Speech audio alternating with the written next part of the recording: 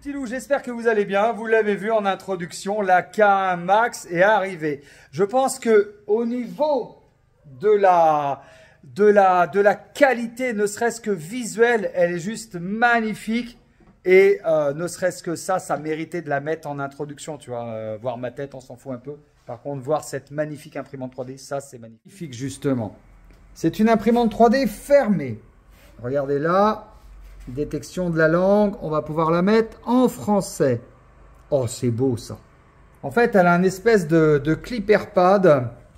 C'est-à-dire que c'est comme une petite tablette qui est livrée avec. Ça, c'est juste magnifique. Elle est totalement fermée. Ça me rappelle les Ortrax M200.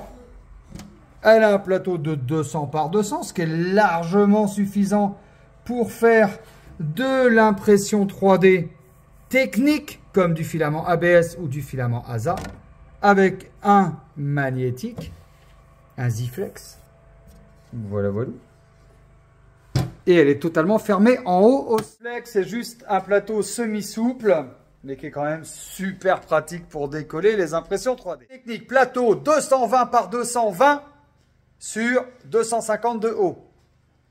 Ça fait un beau cube, ça, les gars, non? 100 degrés, 300 degrés maximum pour la buse, qui va permettre de pouvoir passer des filaments techniques, comme le PETG carbone, comme l'ASA, comme plein d'autres filaments techniques. Donc, c'est vraiment une petite machine qui est faite pour du prototypage industriel, une petite machine professionnelle, mais à un prix mini, les amis, parce qu'on est à seulement 620 balles, 620 € seulement pour cette Creality K1. Avec une clé USB, n'est-elle pas magnifique? Oups! En rouge et noir. Ok, d'accord. Un tube de colle. Je sais pas, c'est censé remplacer le 3D Lac, ça? Ouais, ok, bon, admettons. De la graisse, ça c'est très important. Un petit tube de graisse. Une petite clé, des petites clés. Une petite spatule.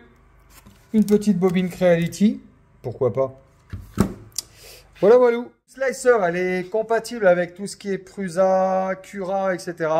Mais il est fortement conseillé d'utiliser le slicer Creality pour faire marcher peut-être l'intelligence artificielle. Toutes les fonctionnalités sont directement programmées sur le slicer de Creality. Donc téléchargez le slicer de Creality et faites marcher cette petite bête.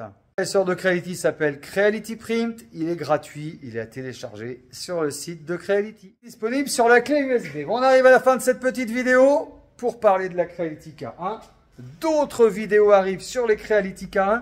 J'attends un maximum de commentaires. Est-ce que vous l'avez acheté, cette Creality K1? Est-ce que vous l'avez testé? Est-ce que vous en êtes satisfait? Vous avez aussi le forum LV3D pour pouvoir en débattre de cette Creality K1. Je vous dis à très bientôt pour une prochaine vidéo. Tchuss!